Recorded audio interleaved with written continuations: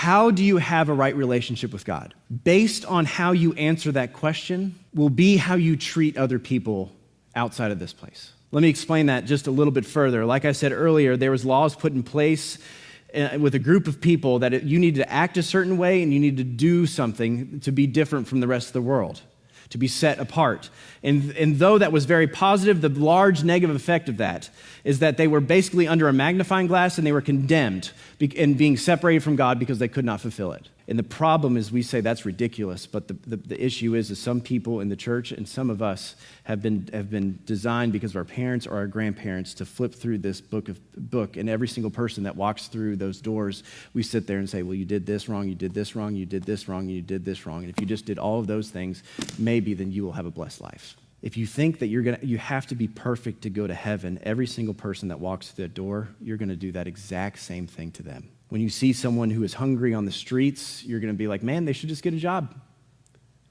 They should fix their life. If someone is just making a bad decision, you're going to label them as evil, not just they made a bad decision, and they can never recover from that. If something else happens good to somebody, you become very jealous because you want that to happen to you. If someone wears something not very tasteful to church, you look them up and down and say, that's ridiculous. If someone says a little joke that might be a little out of pocket, you'll look them up and down and you will condemn them before that you ever even know their name. Or if you believe and you receive a right relationship with God, which is not based on something you did, but based on something that happened 2,000 years ago, which is Jesus' sacrifice on the cross, and you walk in line with the Spirit, when you interact with somebody, you will value them over yourself.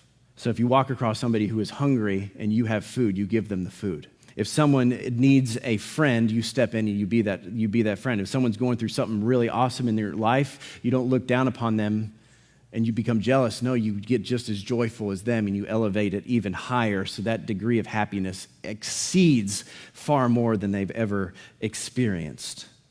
If someone is taking longer to wrap their head around church or a certain thing in the Bible, or they're struggling with coming to church on Sunday, or maybe they keep sliding back into old habits, you don't write them off, but you become patient with them. Like we learned last week, the love is patient, and you don't leave them, you stay by them forever. If someone comes to you in anger, you don't respond with anger, you respond by trying to make it peaceful. Now, which person do you think that you would want to be around? Let me ask a deeper question. Which church do you think will grow? Do you want to be around the person who is slave to sin and therefore puts that same slavery on other people? Or do you want to be around the person who walks in step with Christ and lives by the Spirit?